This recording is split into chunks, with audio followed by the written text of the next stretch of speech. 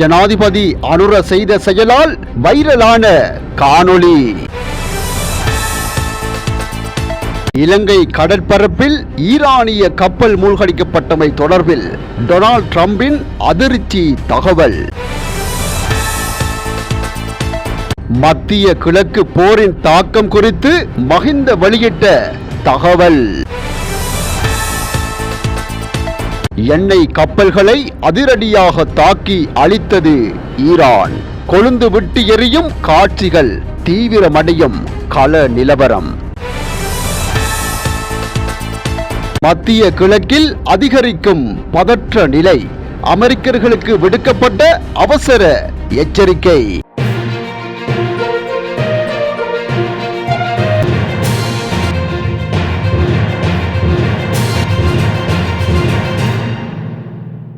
இலங்கையின் சமகால ஜனாதிபதி அனுரகுமார திசாநாயக்க தனக்கு கற்பித்த ஆசிரியையின் காலில் விழுந்து வணங்கிய காணொளி சமூக வலைத்தளங்களில் வைரலாகியுள்ளது. நாட்டை இதுவரை ஆண்ட ஜனாதிபதிகளிடமிருந்து ஜனாதிபதி அனுரகுமார திசாநாயக்க வேறுபட்டு நிற்பதால் இலங்கையின் மூவின மக்களின் மனங்களில் இடம் பிடித்து வருகின்றார். இலங்கையின் எளிமையான தோற்றம் மற்றும் மக்களிடத்தில் பழகும் விதமாகும். மாதா பிதா குரு தெய்வம் எமது வாழ்வின் வழிகாட்டிகள். இந்த நிலையில் பாடசாலை ஒன்றுக்கு விஜயம் செய்த ஜனாதிபதி அனுரகுமார திசாநாயக்க அங்கு தனக்கு கற்பித்த ஆசிரியையை கண்டதும் அவரது காலில் விழுந்து ஆசீர்வாதம் பெற்றமை நிகழ்ச்சியை ஏற்படுத்தியுள்ளது.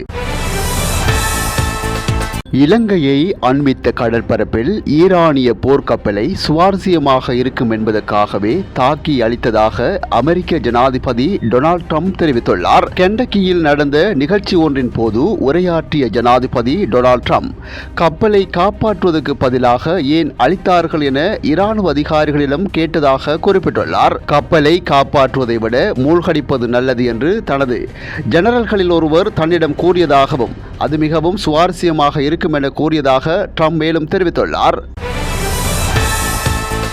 ஈராக் கடல் பகுதியில் 2 வெளிநாட்டு எண்ணெய் கப்பல்கள் மீதான ஈரான் பாரிய தாக்குதல் நடத்தியுள்ளது. எரிசக்தி விநியோகம் மீதான தாக்கத்தை ஏற்படுத்தும் நோக்கில் இந்த தாக்குதல் நடத்தப்பட்டதாக தெரிவிக்கப்படுகிறது.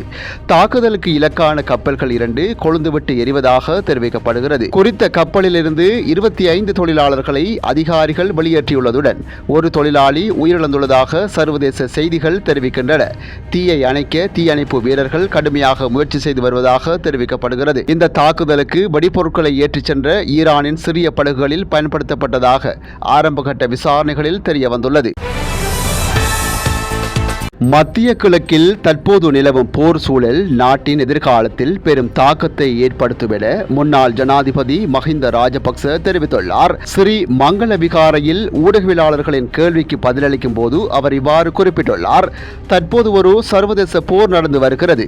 இந்த போர்கள் சிறிது காலம் தொடர்ந்தால் நாட்டின் எதிர்காலத்துக்கு எவ்வாறான தாக்கம் ஏற்படும் என ஊடகவியலாளர் ஒருவர் கேள்வி எழுப்பியுள்ளார். நாட்டுக்கும் நாட்டின் எதிர்காலத்துக்கும் ஒரு பிரச்சனை இருக்கும் என மஹிந்த ராஜபக்ச குறிப்பிட்டுள்ளார். நாட்டின் தற்போதைய நிலைமை பற்றி நீங்கள் என்ன நினைக்கிறீர்கள் என எழுப்பப்பட்ட கேள்விக்கு பதிலளிக்க மஹிந்த மறுத்துள்ளார். இது குறித்து எனக்கு எதுவும் தெரியாது, என்னை விட நாட்டு மக்கள் நன்கு அறிந்தவர்கள் என மஹிந்த ராஜபக்ச தெரிவித்துள்ளார். மத்திய கிழக்கின் 14 நாடுகளில் உள்ள அமெரிக்க பிரஜைகளை உடனடியாக வெளியேறுமாறு அமெரிக்க இராஜாங்க திணைக்களம் அறிவித்துள்ளது. ஈரானுக்கு எதிராக அமெரிக்காவும் இஸ்ரேலும் தாக்குதல்களை முன்னெடுத்துள்ள நிலையில் நிலவும் பாதுகாப்பு அச்சுறுத்தல்களை கருத்தில் கொண்டு இந்த அறிவிப்பு விடுக்கப்பட்டுள்ளதாக சர்வதேச ஊடகங்கள் தெரிவிக்கின்றன. இதற்கமைய Bahrain, Egypt, Iran, Iraq, Israel, Jordan, Kuwait, Lebanon, Oman, Qatar, Saudi Arabia, Syria, ஐக்கிய அரபு இராச்சியம் மற்றும் ஏமன் ஆகிய நாடுகளில் உள்ள அமெரிக்க பிரஜைகள் இவ்வாறு வெளியேறுமாறு அறிவுறுத்தப்பட்டுள்ளனர். இதேவேளை ஈரானுக்கு எதிராக இன்னும் பாரிய அளவிலான தாக்குதல்கள் நடத்தப்படவில்லை என அமெரிக்க ஜனாதிபதி டொனால்ட் ட்ரம்ப் தெரிவித்துள்ளார்.